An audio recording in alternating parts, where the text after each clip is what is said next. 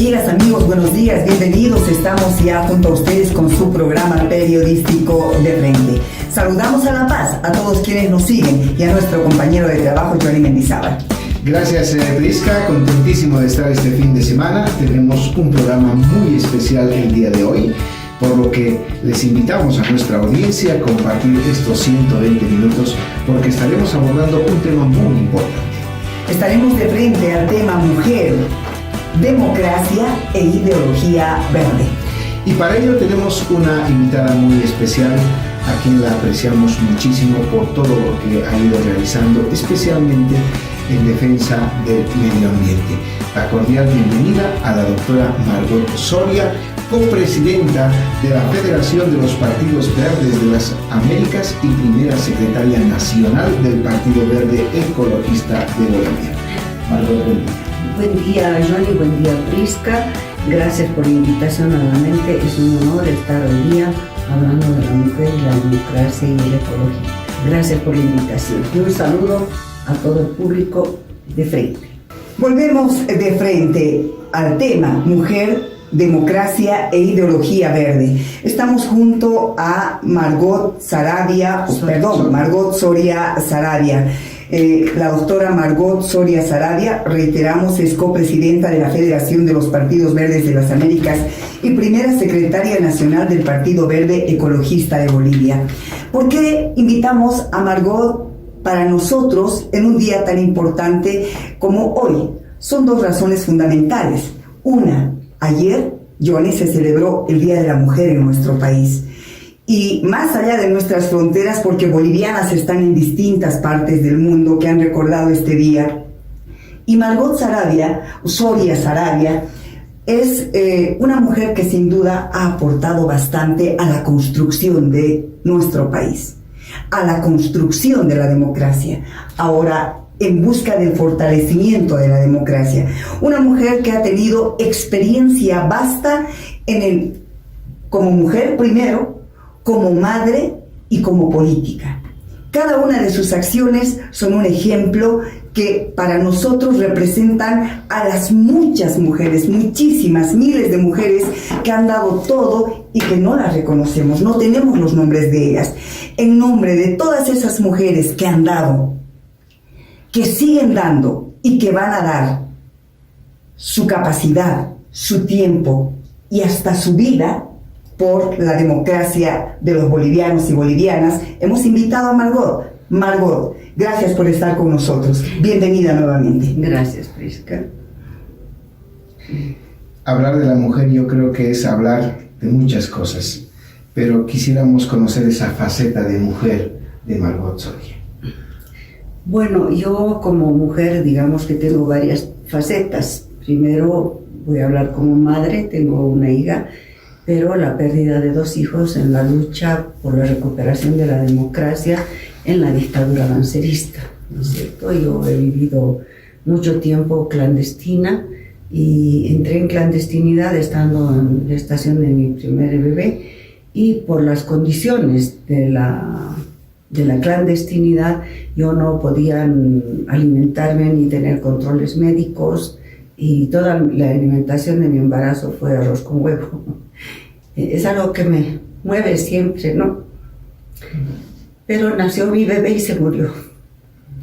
Posteriormente estaba esperando otro bebé, también en clandestinidad, y mi esposo me dijo esa vez que me iría a ocultar a Potosí cuando los dirigentes del partido decían que debían sacarme para no volver la experiencia, para salir del país. Me ofrecían sacarme y hacerme escapar por el lago Titicaca. Yo no acepté, me quedé en el país, y la consecuencia fue que por escapar de la DOP, de la policía, perdí mi segundo bebé. No, ya esta vez fue un aborto prematuro. Entonces, la llegada de mi hija es un regalo de la vida, de Dios a mi vida, ¿no? Entonces, como madre soy muy feliz, y yo creo que hay personas que sí dicen que no se necesita para realizarse como mujer un hijo, no concuerdo mucho, porque un hijo, por lo menos para mí, en toda mi vida, mi hija ha sido mi motor de vida. Uno empieza a pensar en las perspectivas, inclusive, de qué país le va a dejar a ese hijo. Y es un motor no solo de vida material, no, sino de perspectiva, de construcción. Hasta de visión humana, ¿verdad? Sí, exactamente. Margot, por lo poco que conocemos de tu trayectoria, he estado revisando que desde estudiante prácticamente has estado en la vida política. Y preguntarte, ¿qué te ha movido a ser parte de la vida política? Va junta a esta otra pregunta que nos hace pensar, ¿qué te sacó del MIR? Porque conocemos que fuiste la fundadora del Movimiento de Izquierda Revolucionario también. Sí, bueno, yo la verdad que me involucré mucho en la política porque vengo de una familia política, ¿no? Ya de abuelos, que inclusive un tío abuelo que fue matado, que era del PIR, y que lo mataron, lo asesinaron las fuerzas opositoras a ese partido. Ahora, ¿qué le hace a uno tal vez militar? Es tal vez su historia de vida, ¿no? De que en su entorno va a haber mucha injusticia, pues el entorno de vida de ver cómo la población tenía que ir a hacer colas para comer, o teníamos la restricción de alcanzar el pan, las cosas. Entonces son cosas que en uno van haciendo una conciencia política de un país mejor. Y ya en la universidad yo empecé a militar en lo que se llamaba la izquierda independiente, junto a Jaime Paz Zamora, ¿no? Y claro, en esa época había muchas fuerzas políticas que nos daban como enseñanzas, clases políticas de lo que es marxismo. Y bueno, uno va formando una ideología. Y entonces desde la izquierda independiente, junto a Jaime Paz Zamora, junto a los jóvenes revolucionarios de la democracia cristiana, donde están Toño Araníbar, donde está Óscar El Franco, y muchos otros nombres de líderes del país, yo he ido forjando y hemos fundado el MIR. Yo siempre digo, yo he fundado el MIR en las bases, porque recuerdo que el 6 de septiembre del 71 me dicen, mira, mañana se va a construir un partido político. Así, nosotros ya habíamos participado, pero en elecciones y habíamos ganado el claustro universitario que se hace por primera vez con Pablo Ramos.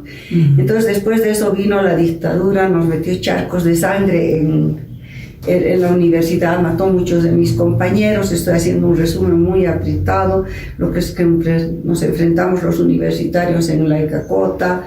Yo me salvé así de un pelito porque nos agarró el DOF, nos sacó de la universidad con las manos en la cabeza, y recuerdo que una compañera se desmayó y con otra compañera la jalamos, y esa compañera muy inteligente que recuerdo, empujó hacia una puerta para meterla a la que se desmayó, y junto con ellas yo me entré. De esa manera no llegué hasta el Ministerio del Interior, ¿no es cierto? Es por primera vez que me salvo de lo que puede ser la represión. Y después de eso se funda el MIR, y me invitan el 6 de septiembre a ser parte del movimiento de la izquierda, y yo acepto. Soy fundadora, como siempre he dicho, desde las bases del MIR, y constructora y luchadora por la democracia.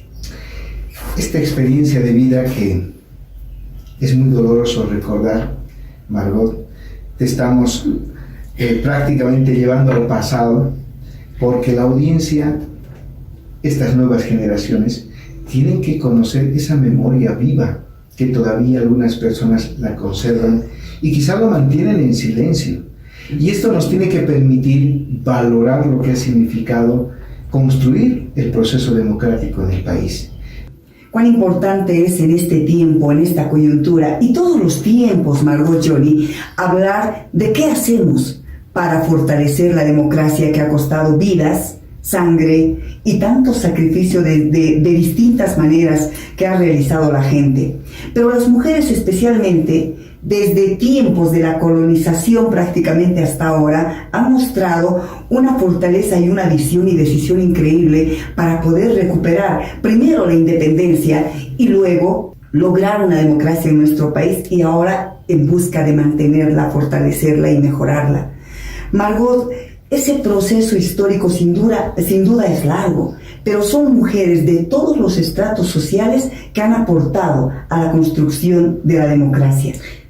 Sí, evidentemente no solo de la democracia, sino la lucha social y política de la mujer. Hoy día, por ejemplo, ayer hemos celebrado el Día de la Mujer en honor a la fecha de nacimiento de Adela Zamudio, maestra, poetisa, defensora de los derechos sociales de la mujer, y fue la presidenta Lidia Geiler que instauró el Día de la Mujer por su fecha de nacimiento, el Día de la Mujer boliviana, ¿no? En la década del 80. Entonces la historia siempre quiere distorsionar muchas cosas. Ahora tú lo decías bien, tenemos en la historia el aporte de la mujer en la construcción del país, en la construcción de la democracia, en la lucha por nuestros derechos, en la lucha por los derechos políticos, sociales, culturales.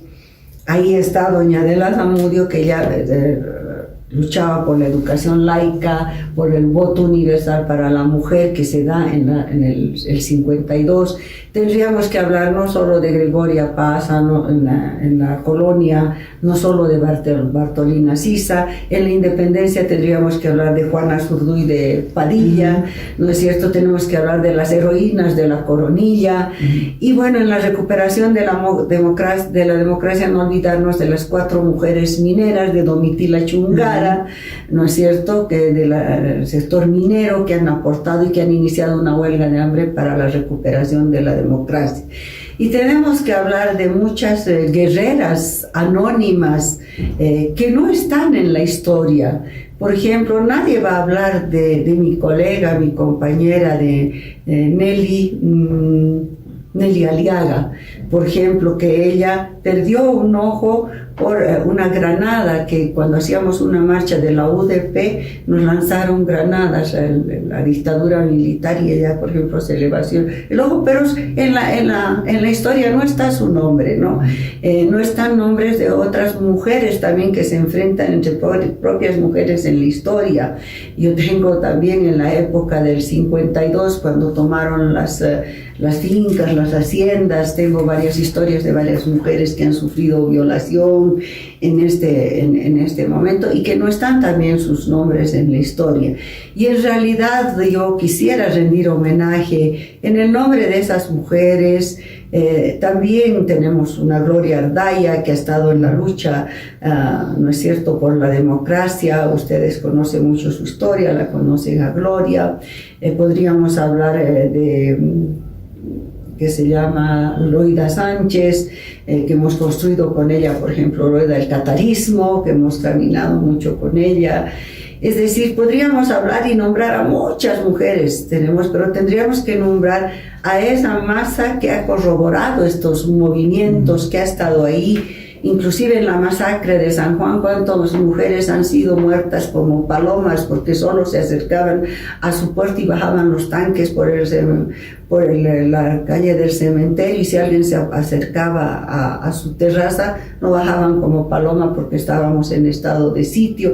Entonces tendríamos que hablar de muchas mujeres, de las mujeres en la guerra del agua, tendríamos que hablar de las mujeres involucradas en la guerra del gas. Es decir, tenemos muchas mujeres, y generalmente la forma de invisibilizar esa lucha de las mujeres es a veces nombrar algunas y ponerlas como un mito, como una historia. Está hoy día, por ejemplo, en la lucha por la democracia, la plataforma de la mujer. En su tiempo, en la lucha por la democracia, antes estuvo la Federación Democrática de Mujeres, que estaba liderizada por doña Emma Obleas de Torres. Tenemos también en la UMBO, la Unión de Mujeres Bolivianas, que era de línea trotskista, pero todas esas mujeres merecen nuestro homenaje, y merecen todas las guerreras día a día, que son a veces padre y madre, que luchan por conseguir el pan para su casa, para la familia, o para aportar en sus hogares al poco salario que gana el marido. Entonces realmente la mujer en Bolivia es una mujer guerrera, y a quien rindo mi homenaje. Por eso es que, Margot, es importante ponderar ese rol que ha jugado la mujer en la construcción de este proceso democrático y en la resistencia a la dictadura. El 10 de octubre hemos celebrado, lo decimos así entre comillas, porque sí hay gente que ha celebrado, porque ha puesto en riesgo hasta su vida, su familia, pero hemos recordado ese restablecimiento de la democracia, 37 años. Y por ello creo que también vale la pena reflexionar a la luz de esas acciones el rol de esa mujer en la reconquista de la democracia. Sí, las mujeres, como ya lo decía, han estado marchas clandestinas, perseguidas, han sufrido una serie de torturas en las cárceles de Chocalla, mujeres en las cuales se apagaba el cigarrillo en los senos, es decir, una serie de torturas, mujeres embarazadas que han abortado, es decir, tenemos una historia de las mujeres actuante, participante en la construcción del país y de la democracia. Y ahora mismo, ¿no?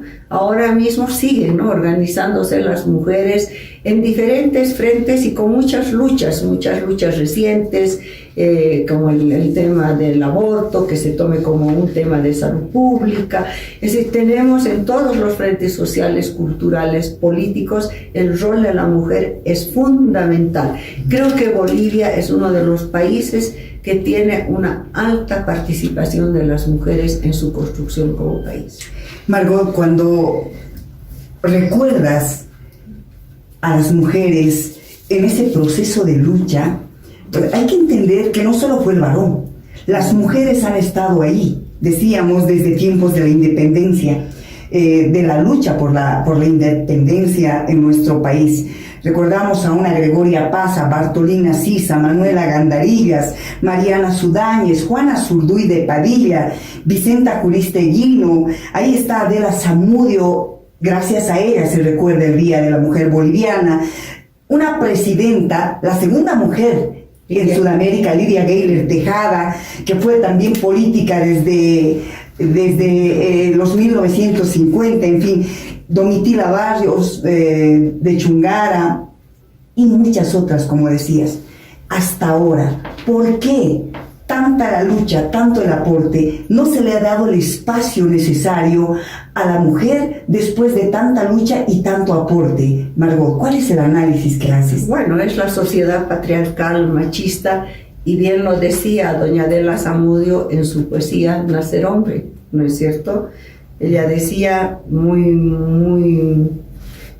solo voy a decir el final, decía: oh mortal privilegiado, que de perfecto y cabal gozas seguro renombre, en todo caso para esto solo te ha bastado nacer hombre. Entonces es la sociedad patriarcal, ¿no es cierto?, que le da una serie de privilegios al hombre para poder, digamos, considerárselo como la cabeza, como el ejercicio, como la fuerza, como el poder. Pero yo creo que sin la lucha de las mujeres los hombres no hubieran podido llegar allá. O sea, tenemos todo lo que es la lucha de la independencia. Doña Juana Zurduy con un ejército fantasma, ¿no es cierto? O doña Lidia Gayler, ustedes han hablado ya a mí y ella es movimentista, pero si alguna vez alguna mujer puede encontrar ese librito que yo tenía y no sé qué ha sido de mí, de ver la vida de doña Lidia Gayler, es para inspirarse la lucha que ella ha tenido, verla a ella como joven con su traje de combate en la revolución del 52, no en vano ella, pues, y muy merecidamente fue presidenta de la República, independientemente de la fuerza política a la que represente. Y yo he tenido el honor de estar cuando ella ha sido ascendida a presidenta de la República, de estar con ella en el Palacio de Gobierno y de conocerla. Yo le decía a mi hija, y yo no era de esas épocas de decir sáquenme foto. Yo podía tener una foto muy linda con doña Lidia Gayler aquí en Tejada, que yo he admirado mucho, y hay un librito que debe estar en algunas de las bibliotecas, tal vez como historia, ¿no?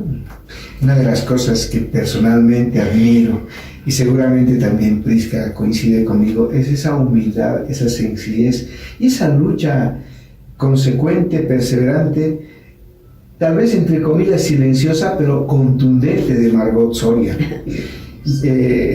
Hemos conocido durante todos estos años ese accionar constante y permanente de Margot Soria, y por eso creo que es el momento para preguntarle algo que la ciudadanía también debería preguntarse: la valoración del Estado, independientemente de quién maneje el Estado, a estas mujeres luchadoras, y el reconocimiento también de la ciudadanía, porque muchos no han perdido todavía la memoria de ese aporte que han tenido para la construcción de la democracia.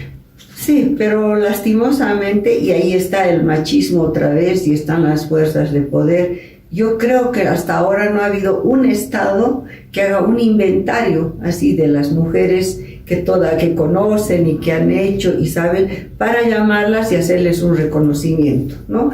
Yo tengo varias anécdotas de esas que no sé en qué tienen que ver, no sé si es solo el machismo o es eso que te forma la ideología neoliberal y te pone la mujer contra la propia mujer, ¿no es cierto? Y yo siendo, por ejemplo, paseña, teniendo un grado de doctor y aporte en la universidad, de pronto un día me entero, me alegro que ella haya sido premiada, pero que la mandan a una chica orureña que había sido mi alumna para recibir un galardón en los profesionales de la paz, por ejemplo, ¿no? Y yo decía, pero yo he estado aquí, ¿no ve? Entonces, pero es así.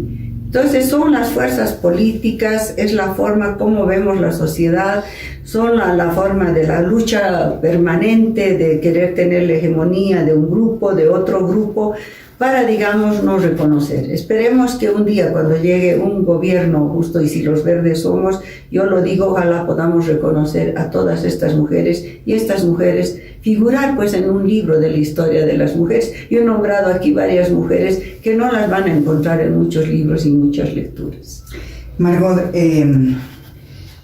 esta mañana estamos rindiendo homenaje a la mujer boliviana, reconociendo todos sus aportes, de todas las mujeres, no solo las que están escritas en los libros de la historia, reconocidas así, sino absolutamente de todas y cada una de las mujeres.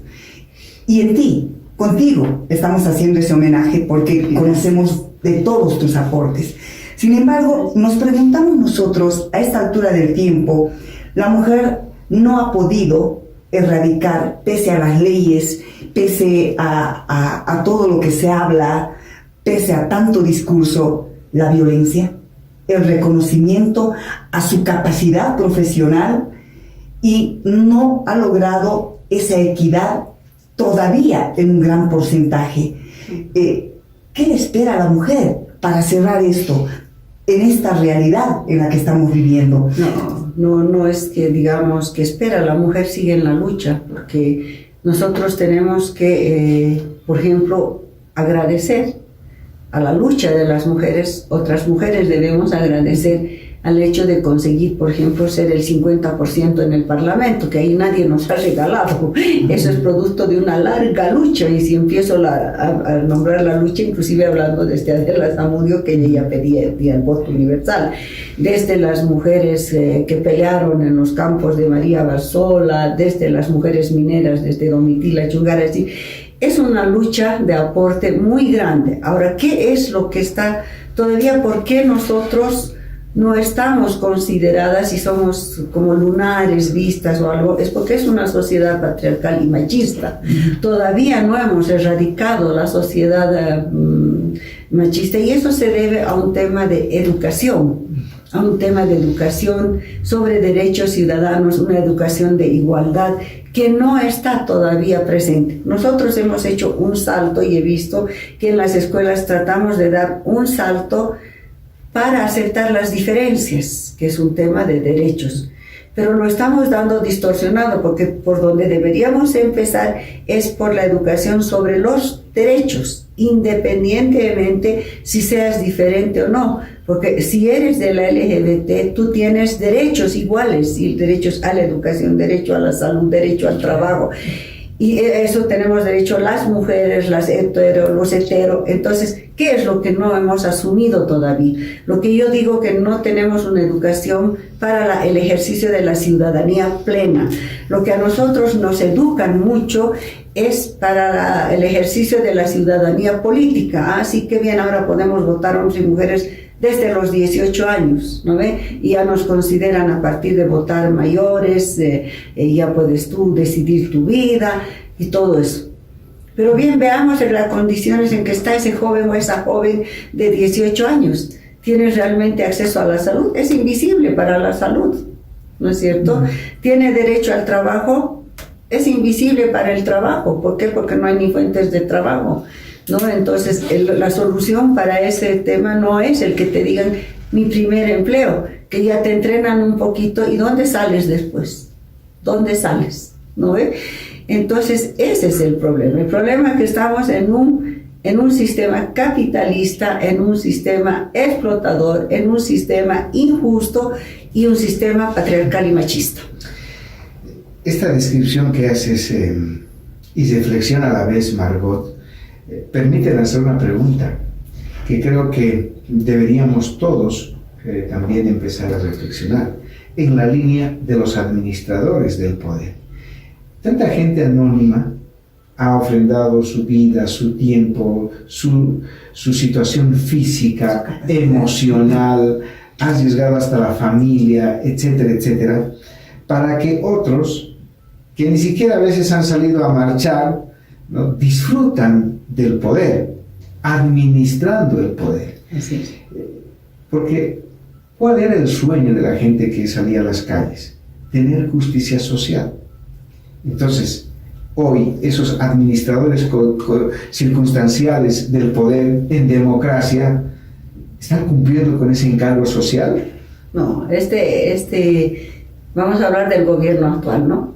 Sí, estos días hemos tenido los ciudadanos bolivianos en la calle, es porque justamente está en peligro la democracia. La democracia costó sangre, costó muchos años de lucha, desde la década del 70, 71 hasta el 78, fueron 8 años sin parar de lucha clandestina para recuperar. Hemos empezado a ejercer la democracia y justamente ejercen la democracia o son administradores de la democracia, no los actores precisamente, ¿no es cierto? Tenemos de los dos, los que fueron actores y los que no fueron actores. Los que fueron actores, así les digan de derecha, lo que sea, han tratado por lo menos de vivir en las condiciones y podemos hablar que daba la democracia.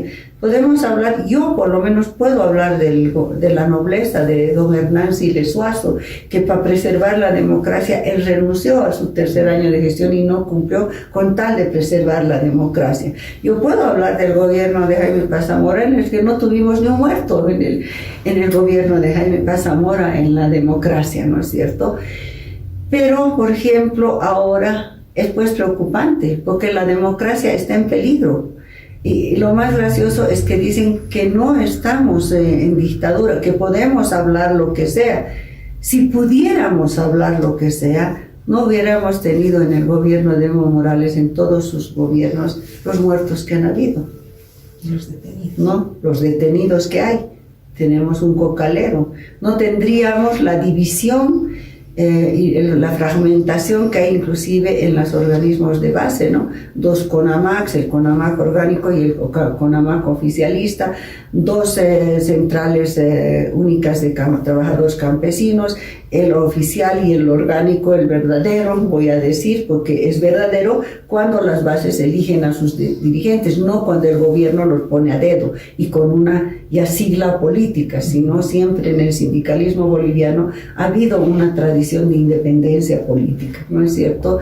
Entonces, están prácticamente quienes no vivieron, administran y están rifando ahora la democracia. La están rifando porque no han entregado su pellejo para eso.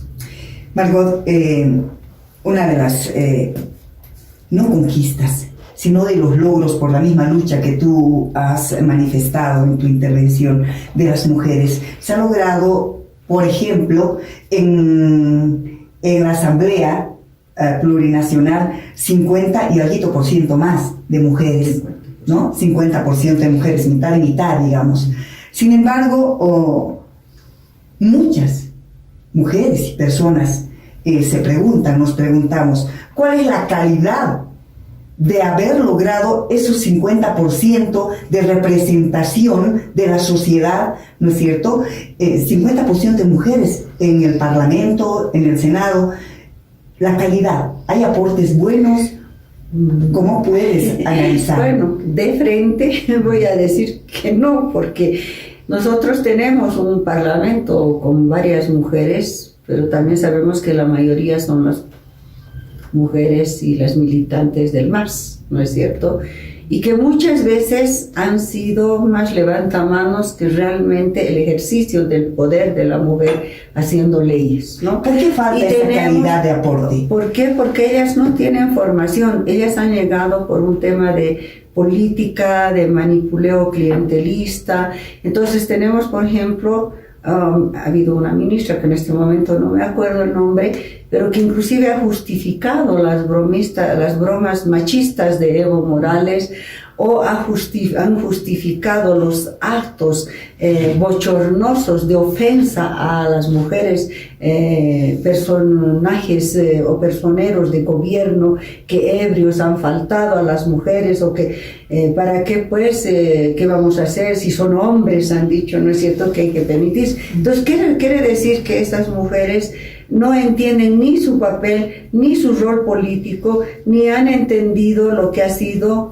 y gracias a qué han llegado a ellas a ser así, han llegado a ser parlamentarias, porque son número puestas porque ya la ley decía eso, ¿no es cierto? Y en eso de conseguir el 50% tiene un papel bien protagónico la plataforma de la mujer. Y en la plataforma de la mujer tenemos excelentes profesionales, una de ellas es, por ejemplo, la socióloga Sonia Montaño, ¿no es cierto? Que la he visto el otro día, estaba también en el Cabildo. Entonces, son mujeres así que caminan la calle, pero que luchan, que piensan, que estamos con Silvia Rivera, por ejemplo, otra mujer que siempre piensa, hace aportes, que... Entonces, ellas no están sentadas en el Parlamento, pero sí están por política, por número, las mujeres del MAS que no entienden lo que ha sido la lucha de las mujeres.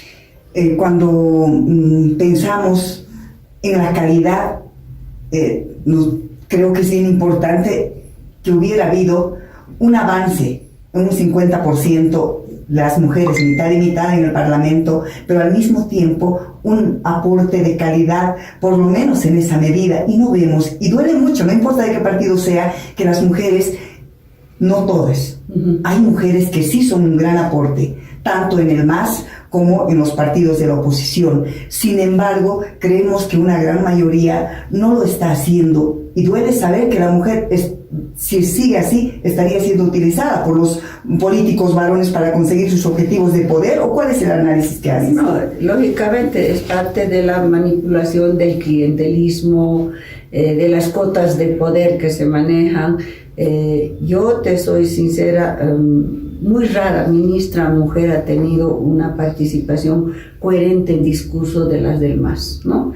En ellas tienen todo el molde, como todos los masistas, de que todo es culpa del antiimperialismo. Entonces, si hay un personero que ofende a la mujer, es culpa del imperialismo, ¿no es cierto? Si matan, es culpa del imperialismo. Entonces, nosotros tenemos muchas leyes que han costado sangre también en esta democracia. Fue gracias a la muerte de Analí Guaycho que salieron algunas de las leyes como una especie de disculpa y de tapar, porque no fue sancionada hasta ahora la persona que mató a Analí Guaycho, ni se hizo una investigación que se dé la sanción, ahí se generó toda una impunidad como muchas otras muertes. Entonces, yo veo que hay en la mujer del MAS, y lo voy a decir, un adoctrinamiento, pero no una educación ciudadana en sus derechos. Y yo creo que ellas no han sido empoderadas como mujer. No ha habido ese empoderamiento de la mujer. Lo que hay es una participación político partidaria y que ha dejado al margen la lucha de la mujer. Por lo que explicas y reflexionas a la vez, Margot, no es lo mismo entonces número que calidad. Yo creo que hay que apuntarle al número con calidad. Y para cerrar este segmento, estamos en un proceso electoral. Y la participación de la mujer, que también está presente, refleja esa calidad que hoy les estás pidiendo públicamente, que los partidos políticos deberían tomar muy en cuenta para reivindicar estas aspiraciones que tiene el sector de la mujer y la sociedad, ¿no? Yo diría que en el partido oficialista, que es mayoritario, esa calidad está en desmedro y tendríamos que ver quiénes son sus candidatas mujeres, ¿no es cierto? Inclusive pasando seguramente por muchas mujeres marxistas consecuentes y con claridad en su lucha, que no están siendo tomadas en cuenta para esta elección, que no están siendo en cuenta, ¿no? Yo no he tenido el cuidado, pero debería haber te traería una lista de personas que han privilegiado, digamos, el ser personalidad entre comillas, ¿no? Una modelo, ¿no? de un futbolista, no sé, de repente un cantante, y no es así, ¿no? La sociedad y la cultura es importante en un país, ¿no es cierto? Pero lo que nosotros necesitamos son administradoras y administradores del Estado. Entonces, para un ministerio de planificación necesitaremos pues economistas, necesitaremos gestores, ¿no es cierto? Para un ministro de justicia necesitaríamos abogados, constitucionalistas, es decir, necesitamos expertos, ¿no es cierto? Y con el perdón de las compañeras mujeres que están yendo, solo por ser mujer, tampoco es ahora el privilegio que tengas solo por haber nacido mujer y que te manipulen y que te manejen sin ninguna conciencia para levantar la mano, ¿no es cierto? O porque vas a tener privilegios corporativos muy personales. ¿Y el resto qué? A partir de este segmento entraremos al análisis de la coyuntura actual y hay que partir del Cabildo de La Paz. La vi a Margot Soria, sus fotografías en las redes sociales, como siempre activando en estos momentos de decisión para el país, porque como tú muy bien decías hace algunos minutos, hoy se juega el destino de la democracia. Sí. Bueno, lo más que podemos decir de que este cabildo ha sido un cabildo que ha tenido gente, evidentemente no vamos a decir que hemos pasado el millón como lo han hecho en Cochabamba y en Santa Cruz, pero que hay otras, digamos, condiciones por las que la gente no va. Uno, el horario, que citaron 4 o 5 de la tarde y mucha gente estaba subiendo al cabildo recién a las 7:30, 8, saliendo de sus trabajos, de sus oficinas, ¿no es cierto? Otros han tenido que esperar de salir de sus trabajos y de sus oficinas porque también ellos no podían estar antes en esa expresión de reafirmación de la democracia. Para mí ha sido un acto muy bueno, contundente y de decirnos como ciudadanos y de decirle también al oficialismo que hay una generación de la democracia y que quiere preservarse la democracia. Y lo que yo creo que más va a pedir y va a ser la tónica es el pedir la profundización de la democracia, ¿no? Muchas personas, muchos jóvenes están por lo que son los temas de fiscalización, porque realmente ser escuchados, porque sean los actores fundamentales y ser parte de la toma de decisiones. Entonces ese es el mensaje, cuidado porque si nosotros somos generación de la democracia, vamos a cuidar la democracia y queremos ser parte de las decisiones. Entonces aquí no es un problema de que digan ya anticipadamente ya vamos a ganar y no vamos a ganar, eso es mentira, porque eso es lo que le están mandando el mensaje, cuidado. Estas concentraciones que están reconocidas por la Constitución son la expresión abierta, sin presión alguna del ciudadano. Y Santa Cruz fue un ejemplo muy importante que seguramente va a ser tomado también por la historia de la lucha por la democracia, pero pusieron un ingrediente que está hoy en la discusión inclusive de los candidatos, el tema del federalismo. Margot Soria, nuestra invitada, es primera secretaria nacional del Partido Verde Ecologista de Bolivia me imagino que también ha considerado el comité ejecutivo del Partido Verde, y si esta podría ser la razón o por lo menos el punto de partida para profundizar la democracia, o están en una línea equivocada los cruceños. No, yo creo que no están equivocados, solo que nosotros vamos a tener que seguir un proceso para caminar hacia el federalismo. Yo creo que el país, todos los departamentos tienen sus riquezas para administrar, ¿no es cierto? No puede ser que a Tarija, por ejemplo, la sigamos viendo como la billetera del país, explotemos todo lo que significa el gas del campo Margarita, nos queramos entrar a Tariquía, y van a agarrar y sacar el dinero y Tarija no avance y los otros departamentos gasten como quieran, y ni siquiera los otros departamentos. El poder burocrático viva de lujos, compre aviones, haga canchas absurdas, no ponga hospitales, ¿no es cierto? Ya no puede ser así. Yo creo que en todo este tiempo de democracia, en todo lo que yo he recorrido, el país ha crecido mucho. La población ha crecido bastante y hay un proceso de fuerte urbanización en todas las ciudades. Entonces, cuando hay un proceso así tan fuerte, también necesitamos que crezcan los servicios, luz, alcantarillado, ¿no es cierto? Que se tenga agua potable, que se tenga carreteras, que se tenga hospitales de primero, segundo y tercer nivel. Bueno, y si eso no va a venir de un gobierno centralista, tenemos que ir caminando hacia lo que es el federalismo. A mí me admira mucho cuando en el exterior nos miran y dicen, ay, Bolivia es un país pequeño. ¿Cuál país pequeño? Tenemos 1.982.000 kilómetros cuadrados. Somos más grande que Uruguay, que tiene una muy buena organización. Somos más grande que muchos países europeos que tienen muy buena organización en territorio. Entonces, ¿cuál pequeño? ¿No es cierto? Y tenemos una gran riqueza, una riqueza entregada a manos extranjeras. ¿Qué está reclamando ahorita Potosí? ¿Cómo puede ser 70% del litio va a ser entregado a los alemanes y 30% para el país, digamos para el país? ¿Y cuánto le va a llegar a Potosí? ¿Y dónde está el litio? El litio está en Potosí. Entonces no es una idea descabellada, pero lo que yo creo que sí hay que caminar a eso, consolidando primero nuestros procesos autonómicos. Porque no hemos consolidado nuestros procesos autonómicos, ¿no es cierto? Que además han sido saboteados, ¿sí?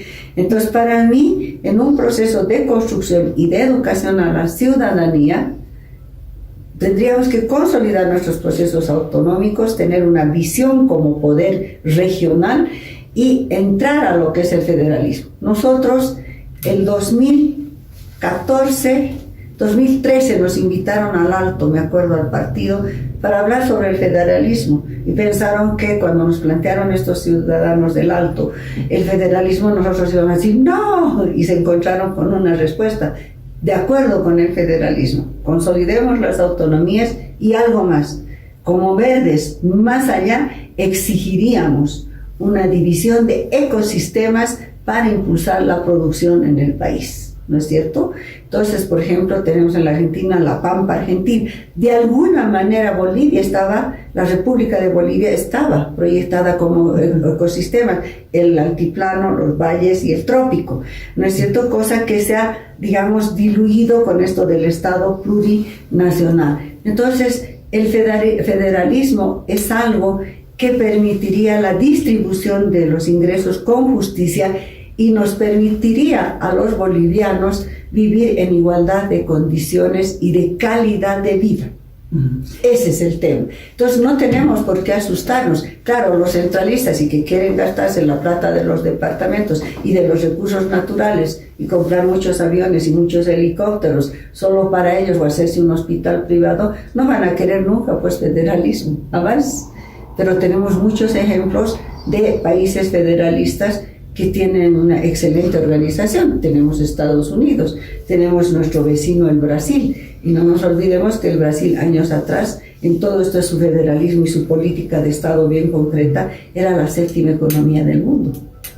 Entonces, asustarnos de ninguna manera, pero sí ir educando, irnos transformando y consolidar ciertos pasos para poder ser un federalismo sólido y que realmente no pueda repetirse en chiquito lo que tenemos ahora en grande, de un centralismo que una cúpula alegre venga y se gaste el dinero de la región. Dos apuntes al respecto, Margot. ¿Por qué, si está dispuesto que Bolivia sea un país autonómico, porque por ahí se ha caminado, no se cumple? Uno de los aspectos fundamentales o elementos fundamentales para avanzar en este camino habría sido el pacto fiscal. Y el pacto fiscal hasta ahora no se da y parece que no se va a dar nunca. A partir de ello, pregunto, ¿es posible pasar este proceso de autonomías para ir directamente a un federalismo? Es posible, pero la historia en algunas cosas nos enseña que hay pasos que tendríamos que consolidarnos como la base central para el federalismo. Digo yo, la historia nos enseña y tenemos que observar bien. Y no siempre necesariamente mirando al país, sino mirando al planeta, ¿no? Tenemos, por ejemplo, que del zarismo se pasó al socialismo en Rusia. No se pasó por un esquema capitalista de producción o de impulso a la producción, sino más bien con parámetros, ¿no? Todos los comunistas me van a decir que soy revisionista, que soy no sé qué, pero hoy día Rusia ha retrocedido atrás, ¿no es cierto? A partir de lo que es la perestroika. Se les escapó también, bueno, hay muchas cosas que hablar en eso ideológicamente, pero yo pienso que tendríamos que entrar en un gobierno de transición, dispuesto a educar a la ciudadanía y dispuesto a desentar las autonomías, que ayuden las autonomías a decidir el pacto fiscal y del pacto fiscal saltar hacia el federalismo. Margot, yo lo vería así, tal vez es muy ideal, pero yo creo que ya los políticos tienen que entrar al poder con objetivos y con metas, ¿no? Y decir, yo voy a cumplir hasta aquí, yo voy a sentar las bases hasta aquí. Pero si vemos los programas de los partidos, son una lágrima, ¿no? Uno te ofrece dar que es palo a las mujeres para educarlas, ¿no? El otro te dice, sí, voy a hacer el juicio a tales, pero en ningún programa, el otro te dice que te va a dar el revólver a las mujeres para solucionar la violencia. Entonces, en ninguno de los programas ves 10 puntos que te muestren por dónde va a caminar el Estado 14. Y yo les hago una llamada a esos, inclusive que se dicen de izquierda, al propio más, les hago recuerdo cómo se ha construido la Revolución Rusa, cómo la Revolución Cubana tenía 40 puntos, la Revolución Cubana que iba a cumplir. La Revolución Rusa tenía 17 puntos. De los 40 puntos, si revisamos en la Revolución Cubana, hasta ahora 6 han cumplido y no han cumplido los otros 34. Entonces hay que ser reales y decir esto y por aquí voy a caminar. Esto realmente. Pero si ustedes ven, no hay visión de país, no hay visión. Esa falta de visión de país sin duda se refleja en esa debilidad que también tienen estructuralmente muchos partidos políticos, y volvemos a las candidaturas, no tener gente que esté a la altura de una visión de país para ofrendar, ¿no? Ofertar en este caso. Entonces creo que estamos a la par, ¿no? Y siento mucho decir, pero no nos merecemos eso, pero hay una frase muy popular, ¿no? Bolivia tiene lo que se merece. Cada pueblo tiene lo que se merece, ¿no? Bueno, es que pocos creo que somos los que reclamamos calidad, consecuencia, y lo que tú en reiteradas oportunidades a través de este programa has ido pidiendo, Margot, ética en la política. Entonces, si no hay estas bases fundamentales, ¿el futuro es incierto? Sí, es incierto, o el futuro es la repetición más de lo mismo. Entonces eso desalienta también al ciudadano. Hoy día las encuestas han subido de 21, 23 al 26% de indecisos, ¿no? Entonces, ¿qué es eso? Es que es un desaliento. Escuchar realmente la propaganda en la televisión de las propuestas, entre comillas, que hacen sin visión de país, el no haber debate, muy pocos quieren ir a debatir, quieren hablar y decir cuál es su visión de país. Yo no he visto, por ejemplo, algo que yo le pediría al periódico El Cambio, que haga y que ceda, pues, no sé, ahora ya queda muy poco, pero debería haber cedido durante varios domingos toda su plana central para que cada partido muestre su plan completo, pueda leer la gente y pueda ver cuál es el hilo conductor de qué ve, a dónde vamos a ir. Entonces los ciudadanos, ¿cuál va a ser el voto? El voto va a ser medio por el hígado, por la antipatía, por la simpatía, ¿no? Entonces, o va a ser por la militancia que tienen, entonces van a votar por el doctor Chi, como ya ha dicho un evangélico, 4,5 millones de evangélicos somos y todos vamos a votar por el doctor Chi, pero no están votando por una misión del país, están votando porque son evangélicos y porque son 4 millones. Y en esos 4 millones seguro ya tienen por ahí su diputadito que ya ha hecho su convenio con el PDC, que el PDC hemos visto que no era un partido con estructura fuerte que pudiera llevar adelante y bueno, ha jalado de los pelos ante la renuncia del presidente Jaime Paz Zamora, un hombre con experiencia y que yo lo felicito que haya renunciado, aunque nosotros lo teníamos que apoyar a él porque él ha sido el que ha sacado la ley medioambiental, ha sido el primero que ha hecho pausa ecológica en el país para la veda de la Casa de los Lagartos. Entonces, pues tuvimos que quedarnos sin candidato, pero los jalaron de los pelos, no sé de dónde apareció el doctor Chi, ¿no? Y ahí está. Margot, este análisis que haces conlleva a una pregunta que tiene que ver con el país, obviamente. Hasta ahora no se cumplió el tema del pacto fiscal. Con el próximo gobierno que venga, tomando en cuenta la calidad de candidatos en todos los partidos políticos que están terciando en estas elecciones, ¿podrá llevar adelante el pacto fiscal? ¿Podrá impulsar el federalismo? No, imposible. Imposible impulsar un federalismo.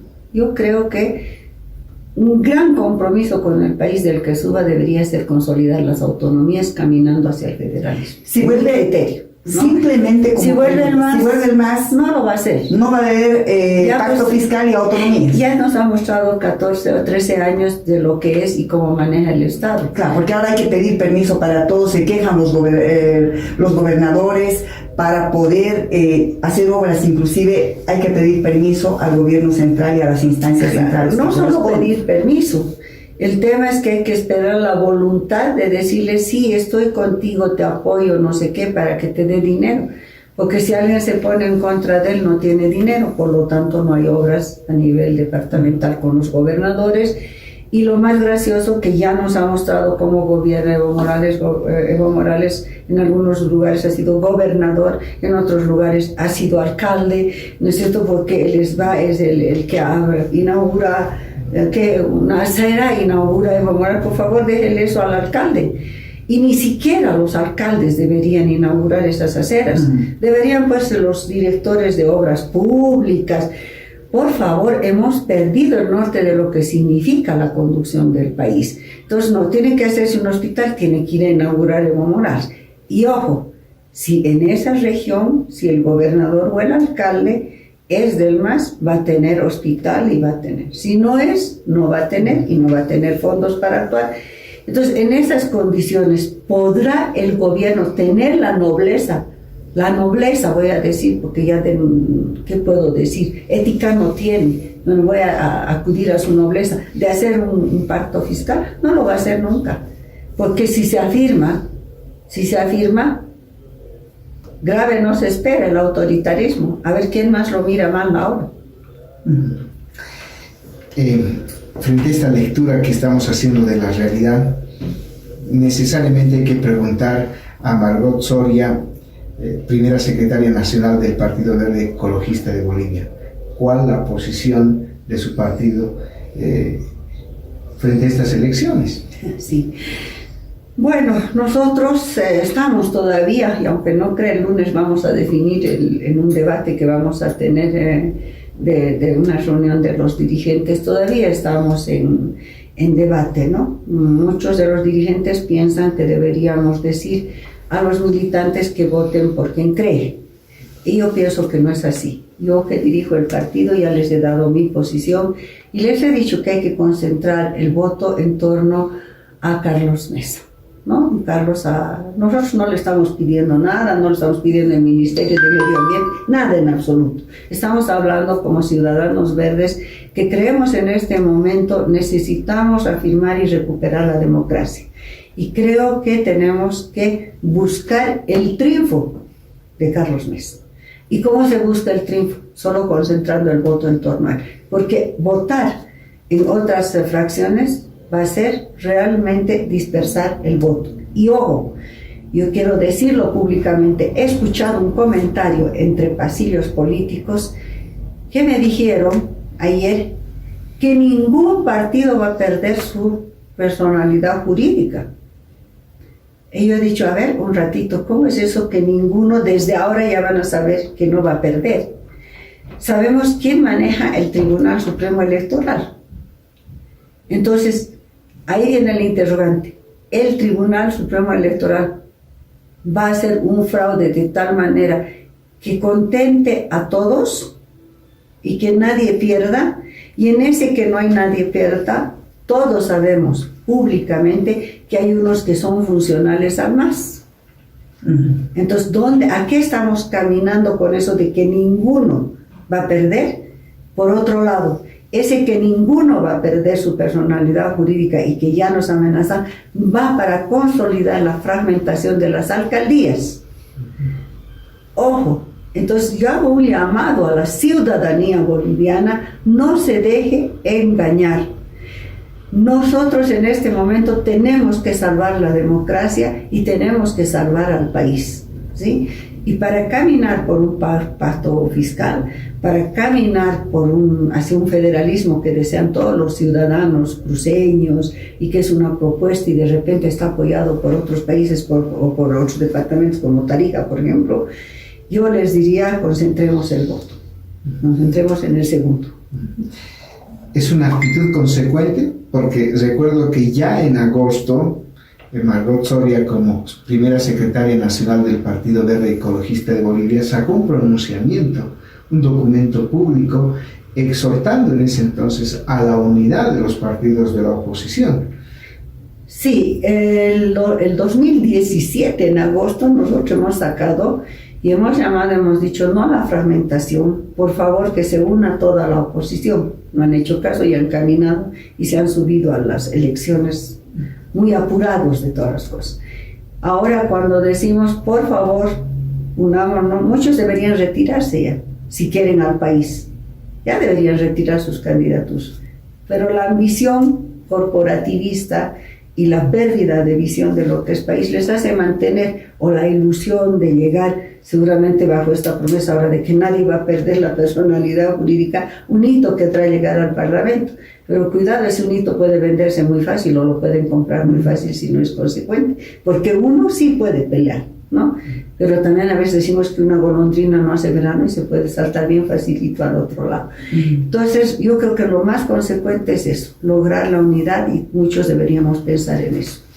Vamos a abocarnos ahora a la ideología verde, porque hay propuestas muy importantes que lanza el Partido Verde Ecologista de Bolivia, y entre ellos está esa emergencia ambiental.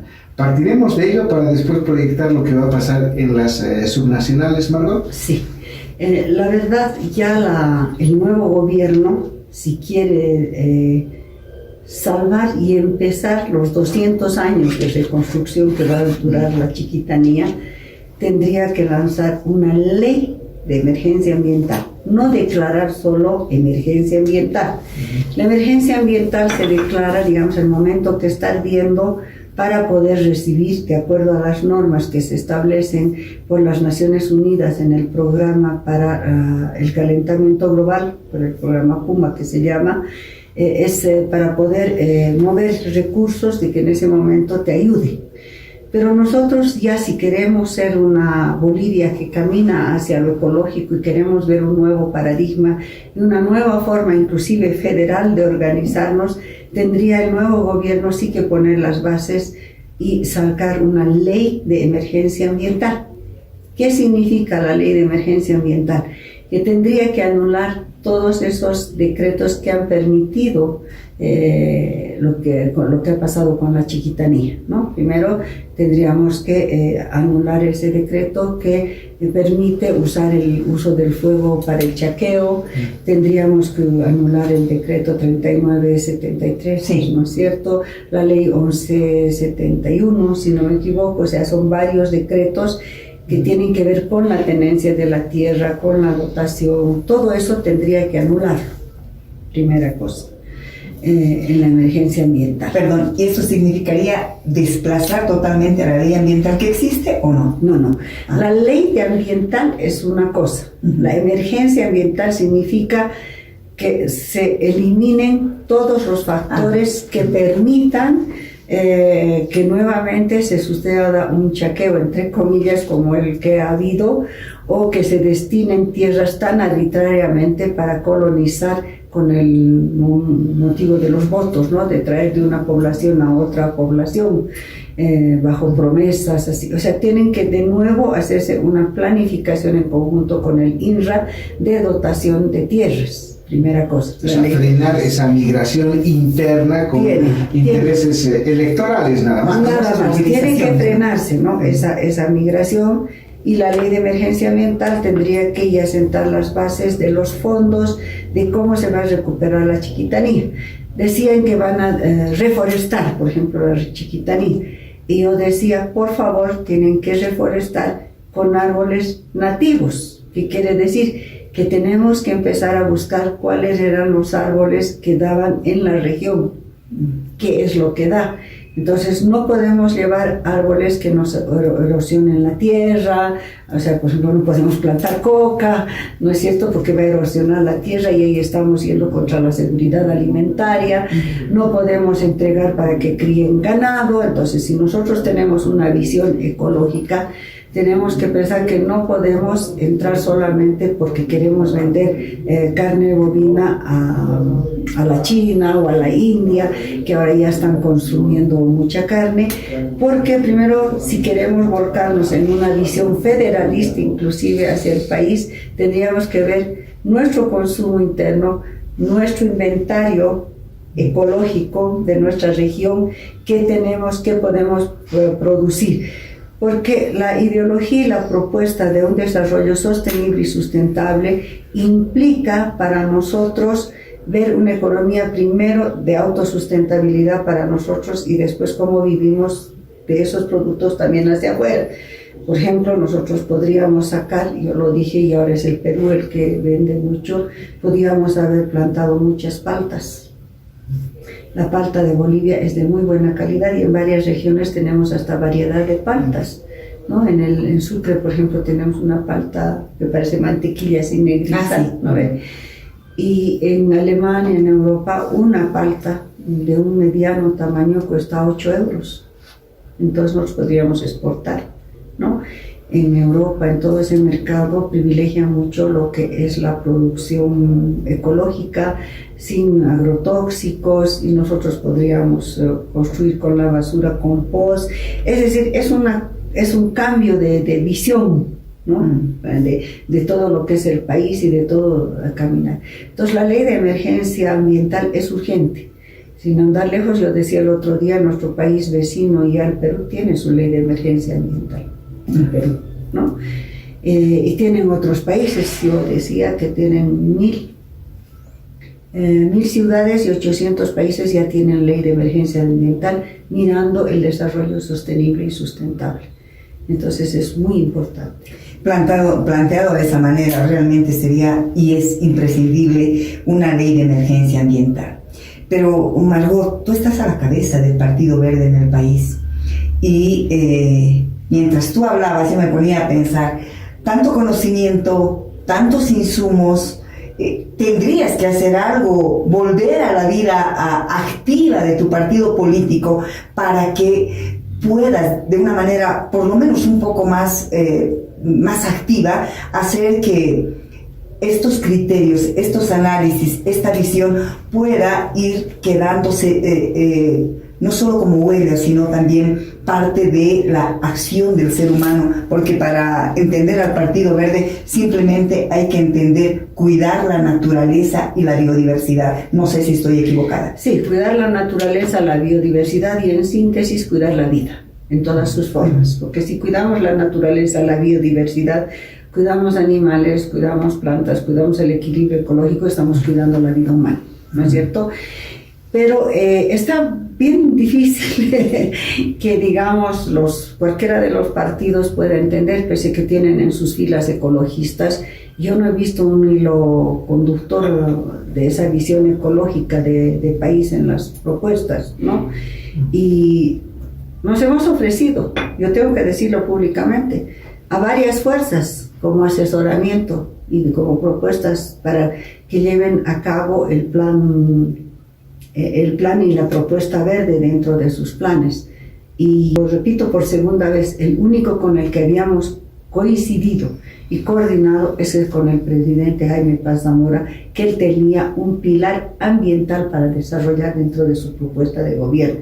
Por eso nosotros en su momento decidimos ir con él, ¿no? Cuando él se retiró, para nosotros no había otro interlocutor válido, que me disculpen el resto de candidatos, porque sus operadores políticos a los que yo me acerqué, lo que han hecho es cuidar su puesto de diputado o de senador para ellos y no querer abrir sus puertas. Total, han manejado como han manejado. Alguna vez ha salido una columna de Julio Aliaga y decían, no, lo que pasa es que el Julio está resentido porque lo han llamado. No, Julio es un militante, un luchador de la democracia de años junto conmigo, tiene un recorrido y él lo estaba haciendo con mucha visión del país, la propuesta, ¿no? A él no le interesa estar de diputado, ¿no? Porque él ha tenido muchas oportunidades de hacerlo y no lo ha hecho siempre, pero es alguien que propone cosas. Entonces, ese es el tema, ¿no? Que tendrían que escucharnos, tendrían que aceptarnos, pero nosotros los vemos muy ensimismados a todos los candidatos. Esto es lo que pasa en un país que todavía no ha madurado políticamente para reconocer que hay mejores que uno. Esa mezquindad política hace de que uno cuide pues ese su pequeño espacio y no tenga la mentalidad abierta, reitero, para reconocer que hay otras personas capaces que podrían hacer mejor que él, ¿no? Falta todavía, pero tenemos que seguir trabajando para ello. Sin embargo, lo ocurrido en las Naciones Unidas hace poco, a raíz de lo que está ocurriendo con la Amazonía, ha puesto en el tapete de análisis el tema de la ideología verde. Por eso es que nosotros hemos introducido también esta temática en la entrevista de hoy, porque si bien los gobiernos o los candidatos al gobierno, al Estado plurinacional, no han tomado en cuenta el tema medioambiental, como tú muy bien lo dices, con toda esa seriedad, con un hilo conductor, el punto de partida son las subnacionales. El Partido Verde Ecologista de Bolivia va a asumir esa ideología verde, ¿y con qué propuestas? Sí, nosotros tenemos lo que llamamos la propuesta del municipio ecológico, ¿no? Y la gestión, que se traduce este municipio ecológico en una gestión ambiental, que tiene que ver desde el paisajismo, desde el inventario de recursos naturales, desde el inventario de su capacidad productiva de la región, desde la capacidad para reducir, para reciclar, ¿no es cierto? Y el Partido Verde ha tomado en ese sentido una decisión. Va a estar presente en las subnacionales, no tenemos personalidad jurídica, nos han saboteado el darnos los libros, no importa, seguimos insistiendo y sabemos que vamos a volver a ser una realidad legal, pero somos un partido que trabajamos, formamos líderes, nos reunimos, estamos organizados en varios departamentos y a lo que nos hemos dedicado este tiempo es a formar líderes ecoambientales, a hacer cursos, a ampliar. No importa, muchos vienen, muchos se van con las ideas, no importa, porque lo que decimos ellos se van y se vienen, pero los verdes sabemos cómo hacerlo.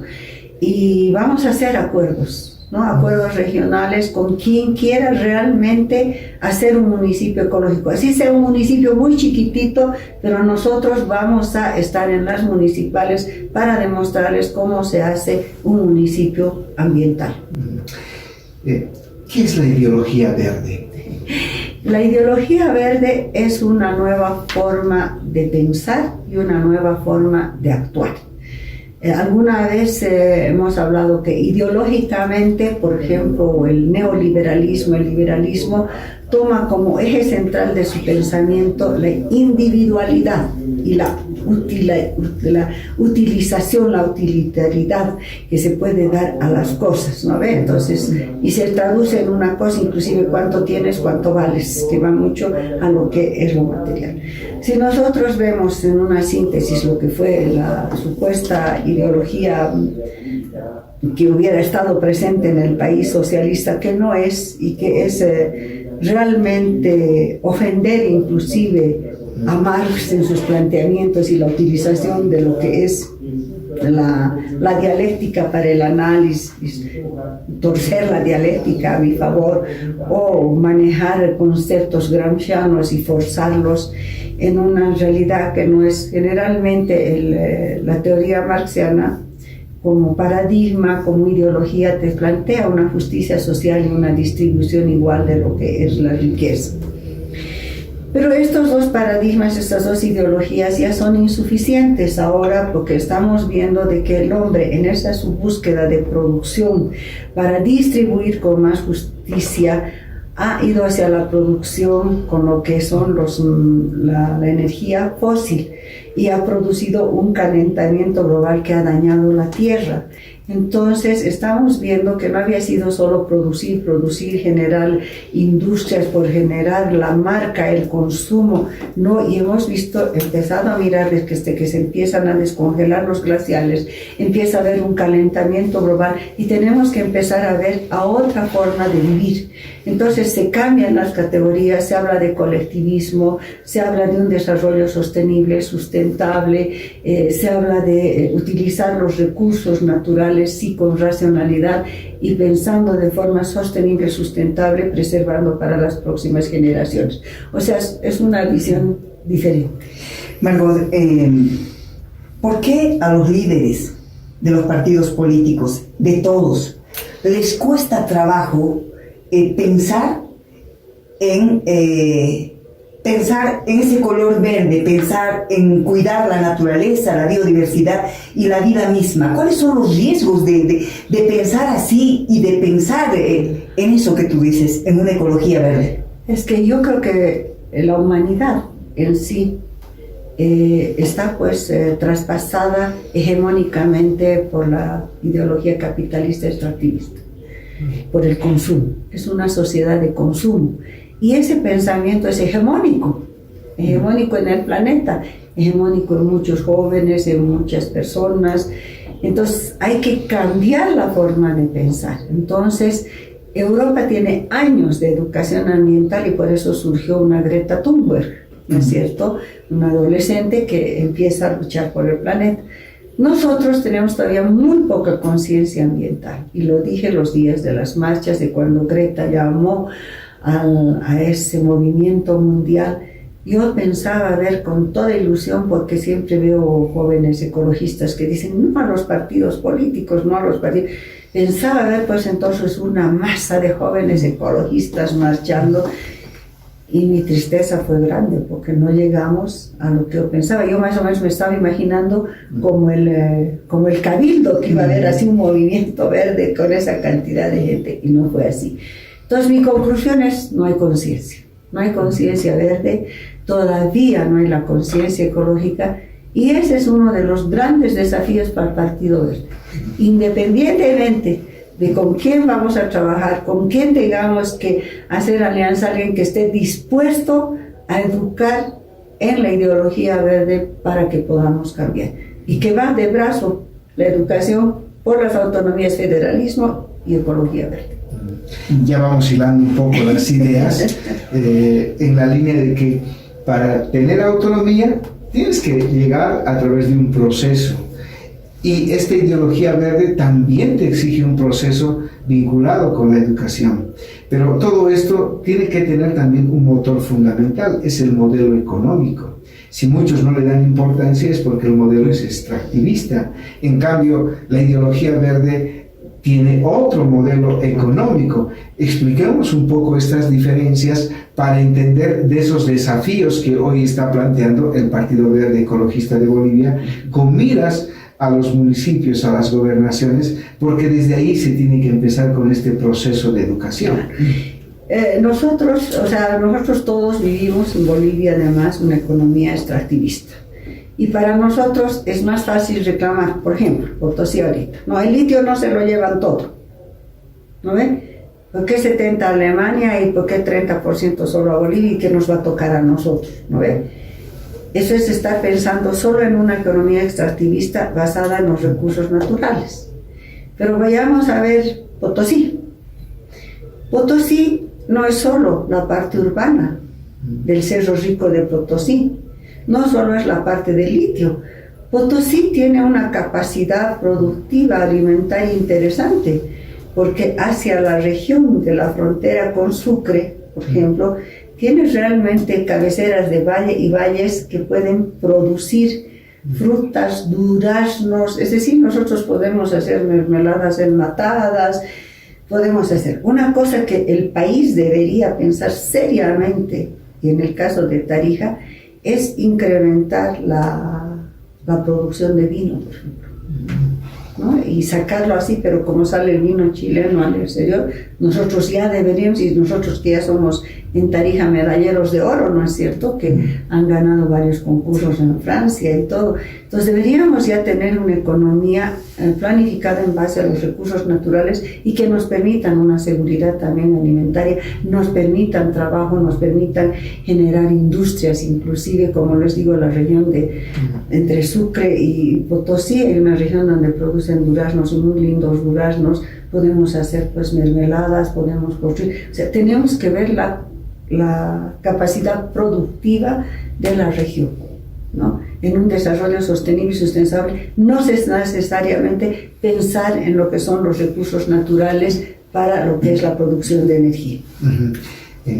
Por eso es que es importante ya volcar la página, diríamos, para el Partido Ecologista de Bolivia, este tema de las elecciones, porque el desafío está trabajar en las alcaldías.